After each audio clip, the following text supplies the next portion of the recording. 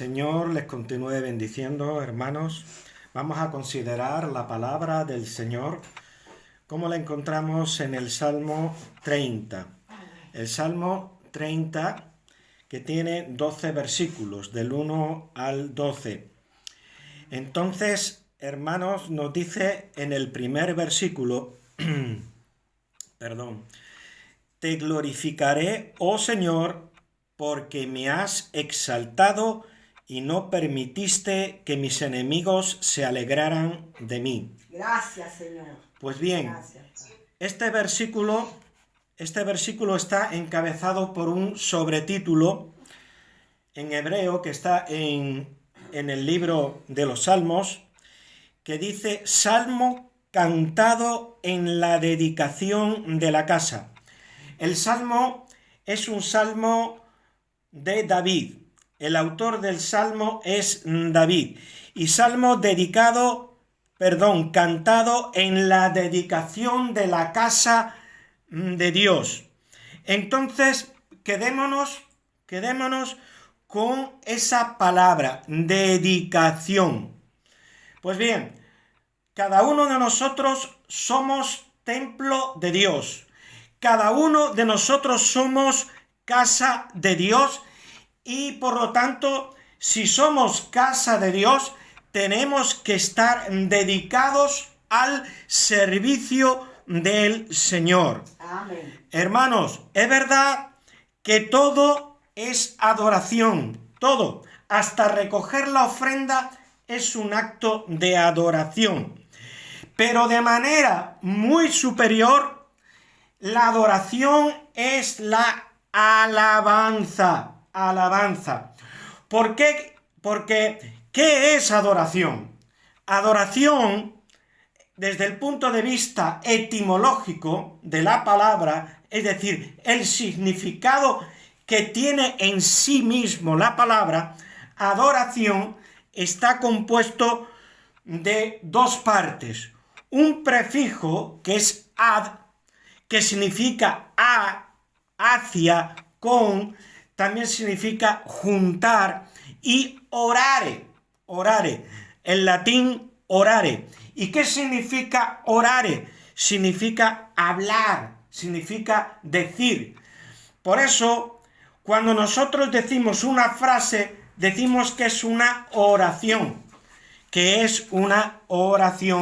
en la gramática. Entonces, orare, repito, significa hablar, significa decir, significa, según el diccionario, significa dirigir una plegaria, significa también alabanza o ruego, y viene de la voz indoeuropea oris, que significa boca. Entonces, orare, el verbo orare pertenece a un grupo de palabras testimoniadas en el griego y en el sánscrito, en la antigua lengua sánscrita, que significa palabras de carácter solemne y público. Entonces, significando más bien que se detecta en el verbo latino orare desde sus orígenes, ese carácter solemne y público que tiene el verbo orare. Pues bien, ¿esto qué significa? Pues que adorar tiene cumplida significación en la alabanza que damos al Señor en el culto.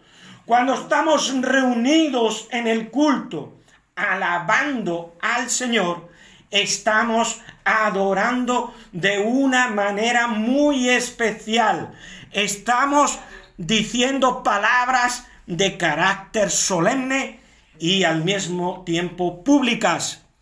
Entonces, ¿qué nos dice el encabezamiento del Salmo 30? Salmo cantado en la dedicación de la casa. Entonces, cuando se dedicó la casa, el templo de Jerusalén. Si vamos al libro de Esdras, no hace falta que lo busquen, Esdras capítulo 6 y versículo 16 dice: entonces los hijos de Israel, los sacerdotes, los levitas y los demás que habían venido de la cautividad, hicieron que la dedicación de esta casa de Dios con gozo, con gozo. Esdras 6:16. Entonces, ¿qué dice al principio de este versículo? Entonces los hijos de Israel, es decir, todo el pueblo, no solamente aquellos que estaban encabezando al pueblo, como eran los sacerdotes, los levitas, etcétera, sino los hijos de Israel, es decir, todo el pueblo. Ahora bien, yo hago una pregunta. Todo el pueblo, es decir, los hijos de Israel, tenían conocimiento teológico y doctrinal. ¿No eran la mayoría de ellos personas humildes y sencillas? ¿Tenían acaso un conocimiento doctrinal y teológico profundo? Evidentemente no. ¿Qué es lo que se necesita para adorar? Pues conocer a Dios. Conocer a Dios es el único requisito indispensable para adorar a Dios en la alabanza. Conocer a Dios. De nada sirve tener conocimiento de doctrina, de teología, si tú no conoces al Señor. Pero basta que una persona, por muy ignorante que sea de la doctrina y de la teología, si conoce al Señor, si ya se ha convertido en un hijo de Dios, ya es apto para adorar, bendecir, glorificar, alabar al Señor. Amén. Significa esto de que el hermano Antonio está diciendo de que no hay que tener conocimiento teológico, que no hay que tener conocimiento de la doctrina y de los principios generales de la palabra de Dios. En absoluto, de ninguna de las maneras. Yo no voy por ahí. No es eso lo que quiero decir. Lo que yo quiero decir, que la adoración es un acto de alabanza solemne. Es derramar nuestro corazón delante de Dios y para adorar al Señor, para hablar con el Señor, para orar, porque adorar es alabar, glorificar al Señor, es hablar con Dios, ad orare, con oración, es lo que significa adoración. Para eso basta con ser un hijo de Dios. Basta con haber tenido una experiencia, un encuentro liberador con la persona de Dios. Aleluya, con la persona de Cristo. Conocer a Dios es el único requisito indispensable que se necesita para adorar, para alabar al Señor. No es preciso el conocimiento o la teología, ni a la doctrina, sino una vindicación de la verdad del convertido. La adoración es una vindicación de la verdad del convertido sencillo que conoce a Dios y tiene derecho a adorarle en la alabanza independientemente de su conocimiento doctrinal. Esto no significa que no tengamos que escudriñar las Escrituras. Esto no significa que no tengamos conocimiento de la doctrina. Yo amo la doctrina.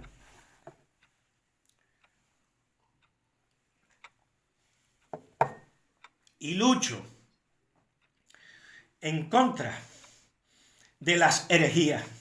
Lucho en contra de los errores de las sectas. Estoy haciendo vídeos con los cuales estoy refutando esas falsas doctrinas. Por lo tanto, es importante que en nuestras iglesias tengamos el culto o el servicio de estudio bíblico, en el cual escudriñemos la palabra de Dios y aprendamos cuál es la doctrina fundamental y cuáles son las doctrinas secundarias que también hay que conocer. Y que diferenciemos entre lo que es una doctrina fundamental y lo que no lo es. Lo que es una opinión y lo que es una verdad que todo cristiano tiene que conocer. Amén. Ahora bien, repito, ¿todos los hijos de Israel eran entendidos en doctrina? ¿Cómo se hizo la dedicación del templo? ¿Se hizo una encuesta acaso? Perdón. ¿Se hizo una encuesta acaso entre todos los que estaban allí para determinar quién sabía, quién tenía conocimiento teológico? No, bastaba con llevar un corazón agradecido delante de Dios. Amén. Bastaba con haber tenido un encuentro con el Señor. Amén. Tener un profundo deseo de adorar, de glorificar, de alabar al Señor. Aleluya, gracias, Señor. ¿Cómo se hizo la dedicación del templo? Con alabanza. La dedicación del templo se hizo con alabanza, como dice el Salmo 30. ¿Y cómo cantaron? Porque dice, te glorificaré, oh Señor, porque me has exaltado y no permitiste que mis enemigos se alegraran de mí. ¿Qué dice la palabra? Entonces los hijos de Israel, los sacerdotes, los levitas y los demás que habían venido de la cautividad, hicieron la dedicación de esta casa de Dios. ¿Cómo? Con gozo, con gozo.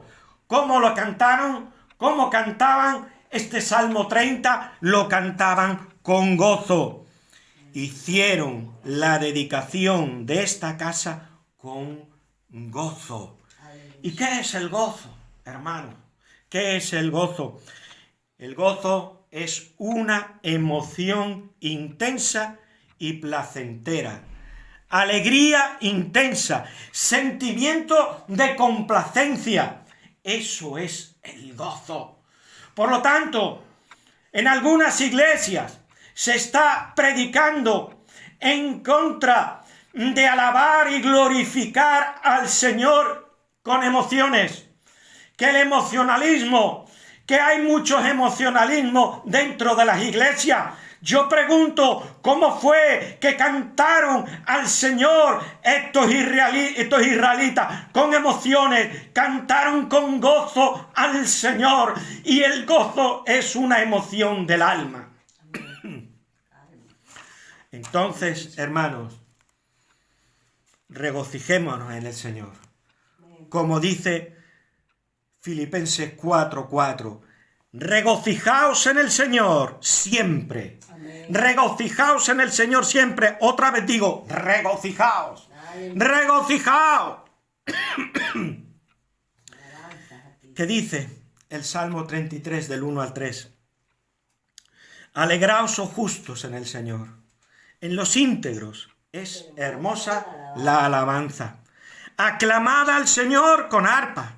Cantadle con salterio y decacordio, cantadle cántico nuevo, hacedlo bien tañendo, ¿cómo? Júbilo. Con júbilo, Aleluya. tañendo con júbilo, con gozo, con alegría, hermanos, con gozo, con júbilo, porque la palabra júbilo significa gozo, significa una emoción intensa del corazón. Pues así es como tenemos que alabar y glorificar al Señor. Y para adorar al Señor, para alabar al Señor, para cantar un himno de gloria al Señor, hermano, no hace falta hacer un curso de teología. No hace falta tener un conocimiento profundo de la doctrina, ni muchísimo menos. Basta con haber oído el Evangelio, con haberse arrepentido y haber abierto las puertas de tu corazón al Señor. Y cuando tú haces eso, Cristo entra, porque Él está a la puerta y llama. Si alguno abre la puerta de su corazón, entrará Cristo a él y cenará con él y él con Cristo. Es decir, tendrá esa intimidad. Y cuando tú estás con Cristo en tu corazón, cuando Cristo entra a ti, tú eres casa de Dios. Tú eres casa de Dios. ¿Y qué hicieron los israelitas cuando dedicaron el templo de Jerusalén una vez que habían vuelto de la cautividad? Alabaron con gozo al Señor.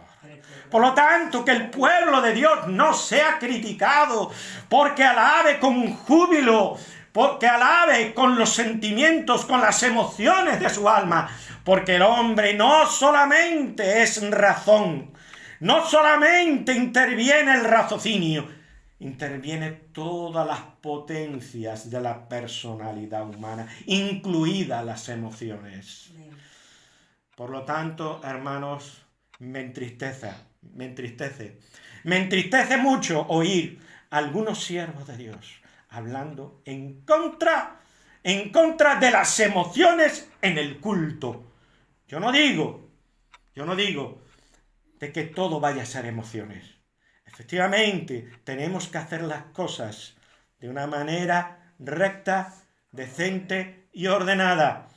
Pero las emociones son una parte importante del culto, de la alabanza, porque cuando uno se llena del gozo del Señor, cuando la presencia de Dios se mueve en medio de nosotros, no podemos dejar de emocionarnos, no podemos dejar de llenarnos de la gloria y del gozo que viene del Espíritu Santo de Dios y cantar con ese gozo, con ese júbilo al Señor. Aleluya. Aleluya. Gloria al Señor. Alabanzas a ti, Señor. ¿Qué podemos concluir de este corto mensaje que hemos compartido en esta tarde? Que para alabar al Señor basta con ser un hijo de Dios. Basta con ser un hijo de Dios independientemente del conocimiento teológico doctrinal que la persona tenga. Basta con ser un hijo de Dios. Ya la iglesia se encargará de ponerle a ese recién convertido, a ese bebé espiritual, la palabra de Dios. Es lo primero que se hace en una iglesia evangélica. Toma una Biblia. ¿Se convierte alguien? Toma una Biblia, te la regalo. Mi primer pastor me entregó una Biblia, fue lo primero que hizo, gratuitamente. Pues bien, entreguemos la palabra de Dios. Y nuestra obligación como iglesia es cuidar de ese bebé espiritual y darle la leche espiritual y después la papilla y después el alimento sólido.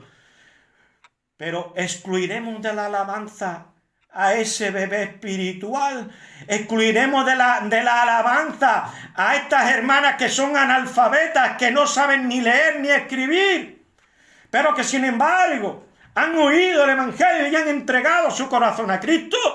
Por supuesto que no. Por supuesto que tienen que estar en el culto alabando y glorificando al Señor. Amén. Alabanzas a ti, Señor. El conocimiento doctrinal es bueno y es necesario, pero no valida la alabanza. No valida la alabanza, ni muchísimo menos. Las emociones en la alabanza, cuando no caemos en lo estrambótico, es algo natural y correcto.